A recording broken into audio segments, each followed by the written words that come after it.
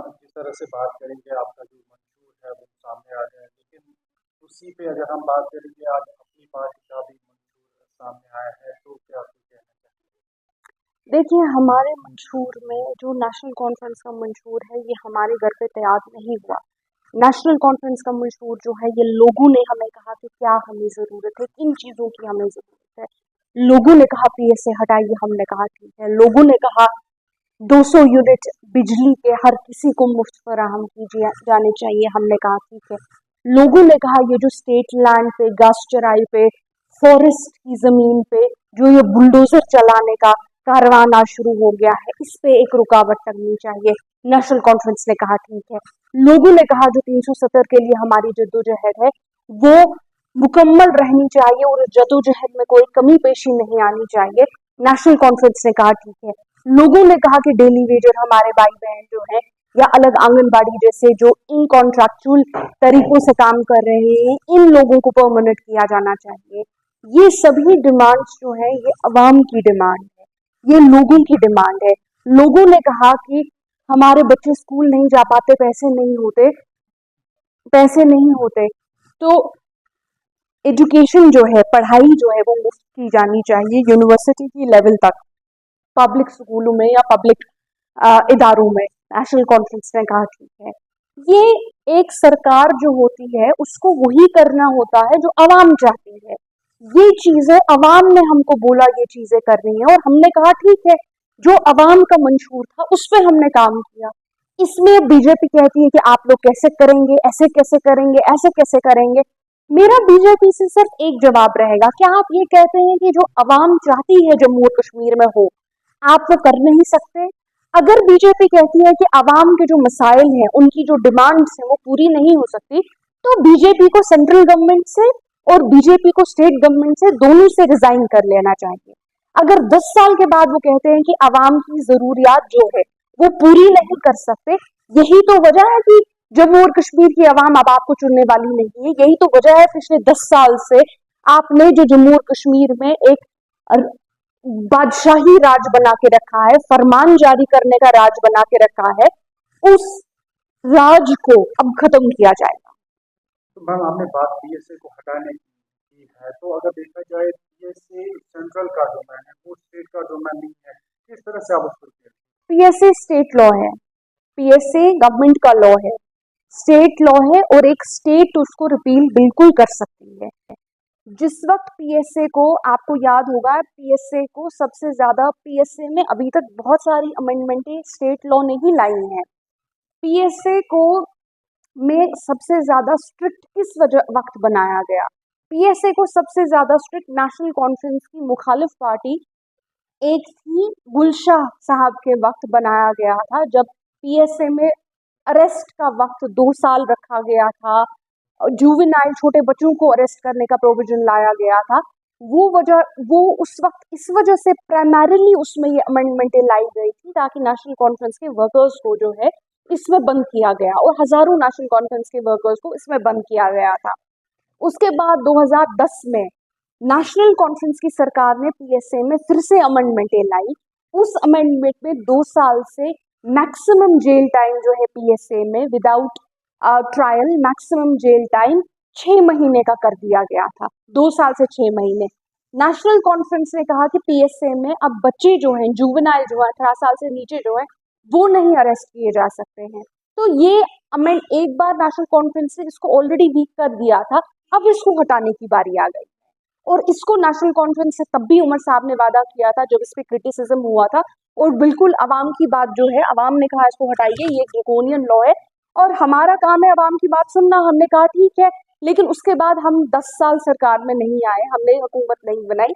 आज हमारा ये मंशूर है, अगर हम आएंगे हम स्टेट बनाएंगे और इंशाल्लाह इस कानून को हटाएंगे। मैम आपका जो मंशूर है किस तरह से ये लोगों की बका के लिए, लोगों के हक में ये इम्प्लीमेंट होगा? मुझे एक बात बताइए, इस मंशूर में कौन सा ऐसा तबका है जो जिसको हमने कवर नहीं किया है? हमारे नौजवानों के लिए 1 लाख नौकरियां, हमारे नौजवानों के लिए यूथ एम्प्लॉयमेंट एक्ट, हमारी औरतों के लिए मुफ्त पब्लिक गाड़ियों, जो सरकारी गाड़ियों की सवारी है हमारी बहनों माओं के लिए वो मुफ्त, उस साजिश का जवाब देना। मैम जिस टाइम ये इलेक्शन का माहौल शुरू हो जाता है तो उस टाइम पे हर एक बात जो होती है वो नेशनल कॉन्फ्रेंस के ऊपर साधी जाती है। जिस तरह से अगर हम 1950 से ये कहा जाता है कि इन्होंने कश्मीर पे जम्मू कश्मीर में हुकूमत चलाई है, तो जो भी जिस तरह से लोग यहाँ पे शहीद हुए मारे गए, तो वो सारा जो बोझ है नेशनल कॉन्फ्रेंस पे साधा जा रहा है। तो किस तरह से? देखिए, नेशनल पिछले 90 साल में या पिछले 70 साल में नेशनल कॉन्फ्रेंस से सिर्फ 23 ईयर्स हुकूमत में रहे हैं। लेकिन अगर आप आम इंसान से किसी से पूछेंगे, वो कहेंगे नेशनल कॉन्फ्रेंस ही तो हमेशा रही है। इसकी वजह ये है कि दिल्ली ने अपनी पूरी प्रोपेगेंडा मशीन जो है नेशनल कॉन्फ्रेंस के खिलाफ लगाई है, और इतनी खिलाफ लगाई है कि जम्मू और कश्मीर की अवाम को खुद कभी अपनी इतिहास का, अपनी हिस्ट्री का अंदाजा नहीं होता। इतना ब्रेन वॉशिंग किया गया है, इस हद तक ब्रेन वॉश किया गया है कि कुछ लोगों को यहाँ रह के नहीं पता कि नेशनल कॉन्फ्रेंस से कब तक हुकूमत की। आप मैक्सिमम लोगों के पास जाइए, उनको बोलिए प्राइम मिनिस्टर की पोजीशन चीफ मिनिस्टर की पोजीशन में कब कन्वर्ट हुई, उनको पता ही नहीं होगा। सादिक के वक्त जो नेशनल कॉन्फ्रेंस के खिलाफ बीटिंग थी, उसके वक्त वो हुआ। ये चीजें जो है, एक प्रोपेगेंडा मशीन जो नेशनल कॉन्फ्रेंस के खिलाफ चलाई गई है, उस प्रोपेगेंडा मशीनरी में दिखाया जाता है कि नेशनल कॉन्फ्रेंस विलन है, जबकि नेशनल कॉन्फ्रेंस एक वाहिद तंजीम है जिस तंजीम ने दिल्ली का मुकाबला किया है, और ये मार हमें उसी लड़ाई की सहनी पड़ती है। मैम, हर इलेक्शन पे हर किसी पार्टी का मंशूर सामने आ जाता है, लेकिन बाद में अगर देखा जाता है, लोग कहते हैं कि ये मंशूर खाली पेपर्स में रह गया, ये इम्प्लीमेंट नहीं हुआ। देखिए, नेशनल कॉन्फ्रेंस जब सबसे पहले आई, नेशनल कॉन्फ्रेंस ने कहा कि हम 9 लाख कनाल जमीन यहाँ की आवाम को दे देंगे। बहुत लोगों ने हम पे हंसा, बोला कहाँ से दोगे, महाराजा थोड़ी देने देगा, तब महाराजा का दौर था, आप कैसे जमींदारों से इतनी जमीन लेके गरीबों को जमीन दोगे। नेशनल कॉन्फ्रेंस ने 9 लाख कनाल जमीन लैंड टू द टेलर पे दिए कि नहीं। आज हम सभी लोगों के सर पे छत है। क्यों हम सभी लोगों के सर पे छत है? जब दिल्ली में 30% आवाम जो है सड़कों पे और स्लम्स में बैठती है, हम लोगों के पास, सबके पास मकान क्यों है? क्योंकि उस वक्त शेर कश्मीर शेख मोहम्मद अब्दुल्ला साहब ने एक डिसीजन लिया, उस पर कायम रहे। जब नेशनल कॉन्फ्रेंस ने कहा हम सोवरा बनाएंगे, उस सोवरा अस्पताल में बनाएंगे जहां आज 6000 लोग हर दिन ओपीडी में अपना इलाज करते हैं। 6000 लोग ओपीडी हर रोज जाते हैं। हम पे हंसा गया, पैसा कहाँ से लाओगे, कहाँ से करोगे इतना बड़ा, कहाँ से इतना बड़ा अस्पताल बनाओगे? बनाया ना हम लोगों ने, जब हमारी पढ़ाई की लेवल ऐसी थी कि हमारे तबके पढ़ते ही नहीं थे, आपके घर वाले और मेरे घर वाले पढ़ता नहीं देते थे, एक कल्चरल इशू था। बट चिट्ठी हमें अपने हमसाया से पढ़वानी पड़ती थी। नेशनल कॉन्फ्रेंस ने, शेख मोहम्मद अब्दुल्ला साहब ने कहा हम यहाँ की आवाम को जबरन स्कूल लेके हर किसी को तालीम दिलवाएंगे। आज वही जम्मू और कश्मीर है, वही स्कूल बनाए गए, 200 स्कूल इनिशियली शुरू किए गए, उसी की बुनियाद बनाई गई। आज जम्मू और कश्मीर में एजुकेशन रेट जो है, लिटरेसी की रेट जो है, पढ़ाई की रेट जो है 70% पहुंच गई है। अगर ये एक मिरेकल नहीं है, जो शेर कश्मीर का एक विजन नहीं था, उन्होंने इम्प्लीमेंट किया, हम भी करेंगे। लोग हम पे कहेंगे कि नहीं कर पाओगे, हा हा हा कैसे करोगे। हमारे मुखालिफों का तो काम है हम पे हंसना, हंसे, बाद में रोएंगे कल को। मैम, किस तरह से पार्लियामेंट्री इलेक्शन में नेशनल कॉन्फ्रेंस और कांग्रेस का अलायंस बड़ा मजबूत देखने को मिला है, क्या असेंबली इंतखाबात में भी ये अलायंस रहेगा, या अभी कहाँ तक पहुंचा वो रास्ता कि अलायंस के बारे में?